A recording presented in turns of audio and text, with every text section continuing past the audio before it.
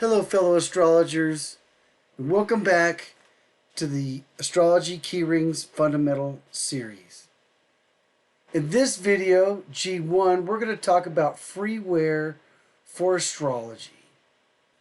Now that we've gotten into the G series, we're getting into the afterwards, where we talk about what you move on to afterwards. And one of the biggest parts of moving on is you need to have some software to really get into the meat of study, to be able to pull up charts and do things, to even do transits and progress charts and everything else. You got to have a software you can work with. So we're going to talk a little bit about that in the paragraph, and I'm going to mention Astro123, which is the software we're going to use exclusively thanks to the written permission of the wonderful Mr. Alan Edwall, who was a software designer and who runs Astro123 and allowed us to use this software because his biggest dream in life is to see people really learn astrology and have the tools in which they can find it. So we hope we can help you along. We do your software some justice, Mr. Edwall. Thank you for allowing us to use that.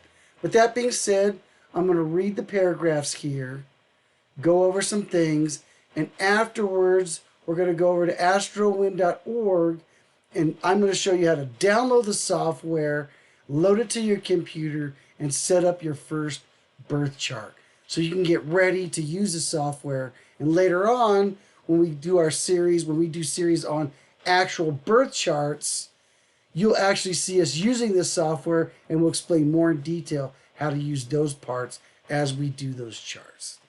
But let's do a reading here. There are many powerful free tools available for a student and practicing astrologer. Online chart calculators like Astro.com, AstroCharts, AstroSeek, and Astro123 allow you to generate natal charts, transits, and synastry charts with detailed breakdowns. Free downloadable software such as Astro1 and Astro123 are open source platforms that provide expanded offline features for deeper study. Astro123, available at astro123, is the primary freeware program we'll be using in future videos. It offers customizable chart rendering, easy aspect analysis, and detailed natal inputs, making it an excellent tool for beginners and intermediate students alike. Websites such as astroseek.com, AstroCharts, and AstroDent provide additional resources including ephemeris, aspectarian calendars, and community forums. Together, these tools empower you to explore your own chart in depth, track astrological events, and even begin doing readings for others. Learning how to use them is like learning to use a telescope. They help you see the stars, but the interpretation is still in your hands. Okay, so now we're going to go over here to Astro1 and take a look at the site.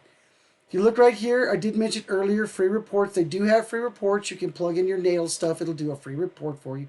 Even does it in Spanish if you like that. There's also synastry and transits, and you can do it in HTML.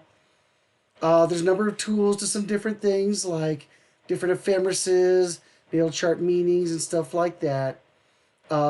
There's also a course right here. It says Spiritual Astrology. It's done by the Rosicrucians, and it's connected through Mr. Edwall's site here. And it gives you actually an excellent lesson on how to do charts by hand. It's very hard to do. I actually tried it once a long time ago, a few decades ago. It took me days to get it all done. It actually involved calculus because it's so involved, but it does teach you how to do it properly. But what we're going to focus on is the free software. There are some apps that you can use for your Android, but we're going to use the astrology software.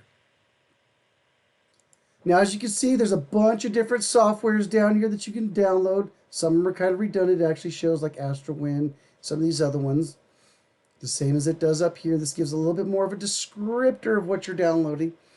I've used a few of these different ones. I like Astro Clock. It's just an Astro Clock that moves back and forth if you want to look at the flow of time. I typically use Astro1. I started out with it, but I got to admit it's a little bit more complicated. It's got triple cosmodines, and it gets into numerology, all these other kind of primary directive, perennials. These are things that are all advanced astrology. And right now we're working on basic and intermediate astrology. And that's why we're working with Astro123. It helps with natal relationships, synastry, and transits, which are going to be the core of most of what we're doing right here. And it does a good job of telling you what they mean. And we'll show you that. When we start doing birth charts, we'll actually show you where it actually gives a description, where you don't necessarily have to go to Google or you have to look it up in a book. It'll actually tell you. It'll even give you a full chart breakdown on not only birth charts, but also synastry and transits, which is cool. And we'll show you that when we use the software. So let's go over here to Astro123 and look. You'll see it talks about the different versions they have. This thing goes back, it says back to November 2005. I'll be honest with you, when I was using the other Astro software, some of that stuff dated back into the 90s. This man's been doing this for a long time. His stuff works impeccably well. He's a triple Virgo. He's got his details on point. This man's awesome. He also, you can email him if you have some questions about software. He gets back to you pretty quick. He's an awesome man, very friendly. And again, Mr. Edwall, thank you. Let's go over here and talk about installing the software. And right here is the exe file. So you download the exe file, and then you go over, open up the downloads, go ahead and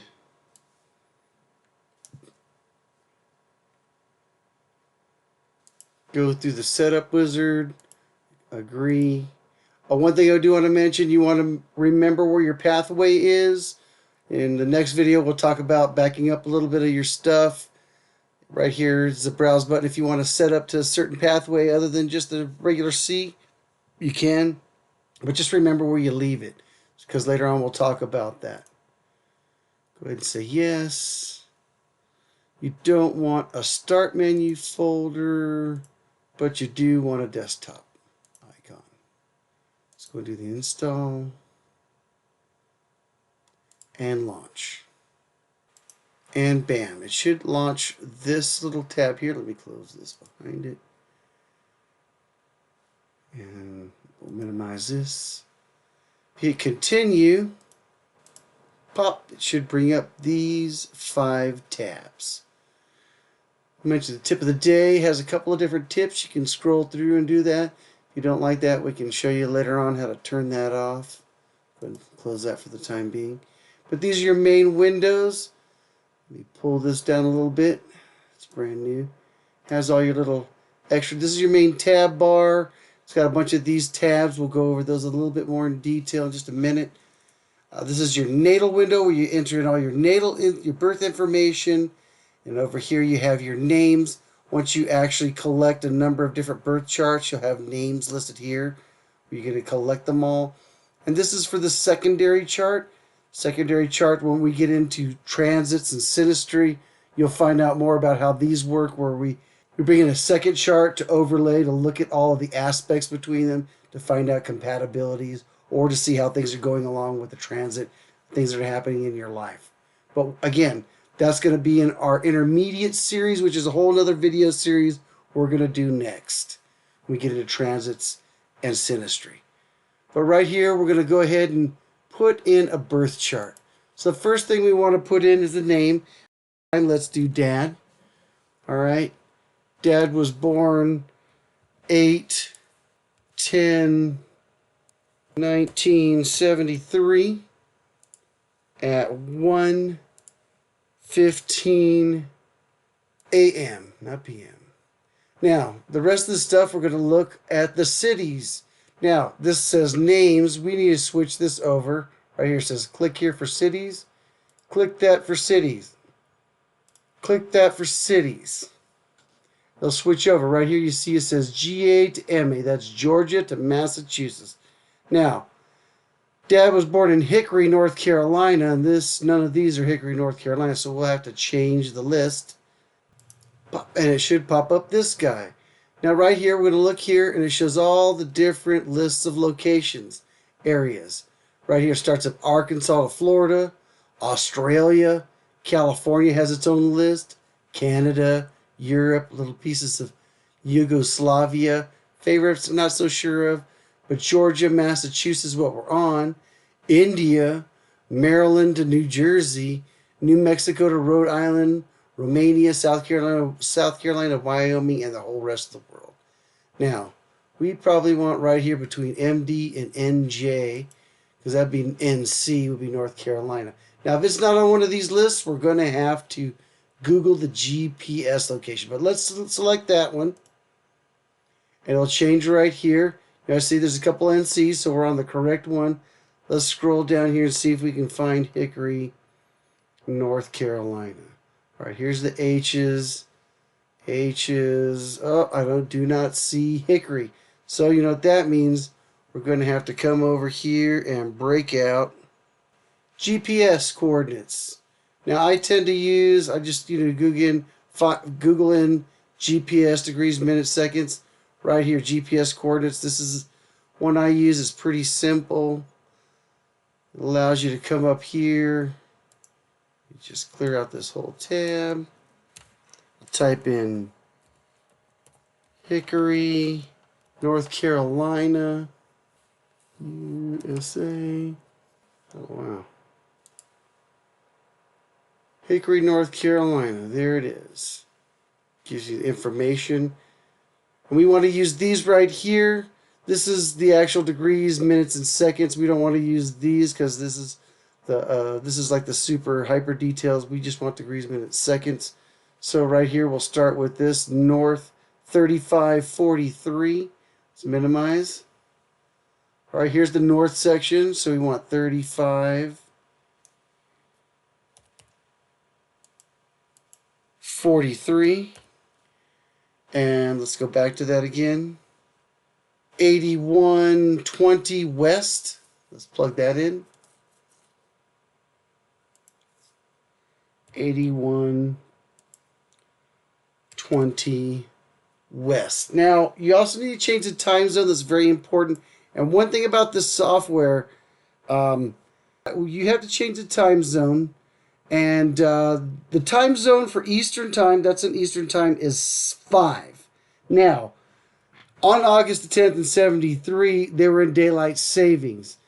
Now, this software doesn't update for daylight savings because there's so many different times that they change every year. So you have to do that manually. So instead of 5, which you would normally put, you want to put 4 to -1 off for being under daylight savings.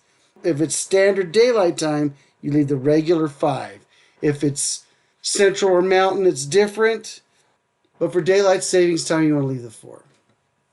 And then what we want to do is we're going to change lists here for names. We'll pop this guy up. And then what we want to do is save to disk. Pop this guy back up. Make sure you're on the names file. Select. And then this will pop back up. You'll see Dad right there. He's been saved. So we want to go see what the wheel looks like for Dad. Let's go ahead and hit OK. This little data page will show up with numbered bits of data that we may use later on in another video. Let's go ahead and clear it out for the time being. Let's look at these tabs. Now a few more tabs showed up. We'll go over a bunch of these tabs in a later video. But for now, let's go over a couple of the important ones like the Input tab. When you click the Input tab, all of these come back up again. So if you need to change any information, maybe you have the wrong information, you got to change it, you can come here and input it again. Let's go ahead and hit OK so we can go back. You'll have the wheels here. The house information talks about the different types of houses. Typically, we just stick to Placidius and don't mess with it, but if you want to change one, you could do that here. The data has a number of different data files. Right now, we've only done natal, and that's what you'll pull up if you pull up data for natal charts. Right here, the one thing I want to mention on the data for the natal charts, when you pull up the data natal, This section right here, shouldn't darken it, but this section right here, the square, is what we will be using in video to look up what the different planets are in for their signs, like the sun here is in Leo, but it's also in the 4th house. We'll look up the planets in the signs and in the houses for the basic chart. Let's go back here. Next, we'll go to the wheel. There's a bunch of different wheels that are here. And again, we'll get into all that different stuff in a later video. But just to get you started, we want to focus on the natal. And this guy pops up. Oh, he's a little tiny. Let's make him a little bit bigger so we can see him. In the wheel, it's got another set of tabs here, which again, we'll go over what some of these are when we'll actually adjust some of these things and get it ready for actually doing the charts. But it gives you right here the basic information like the name of the person, the date of their birth, and all their other kind of birth information. The wheel starts out here at ascendant. You see right here, it tells you right, this is the degree, 3 minutes, 53 seconds of Gemini. It also says ascendant there. These are all the different houses it goes around. This is the 2nd house, the 3rd house, 4th, and so on. As you go around the wheel, you also see that there's planets here. These are all the planets. The little blue letters tell you what all the planets are. Like this is the Sun, Venus, Pluto, so on. And right here, again, the dark numbers are the degrees and the light numbers are the minutes. The red letters tell you what the signs are. And it goes all the way around. We will definitely be getting into orbs and aspects. We'll also talk about aspects, where aspects will be predominantly what will we be bringing up and how to look those up. Now this one's got quite a bit of them. It has all the minor ones and some of the major ones. We'll discuss how you edit with orbs and some of the other things to narrow it down to specific things you want. But that pretty much covers most of the intro to the software to get you started, so that you'll be ready for the next video. Now we'll move on to the end. We hope you have enjoyed this video from our Astrology Keyring series. If you like the content, please like, follow, and share with your friends. Thank you for watching and have a blessed journey.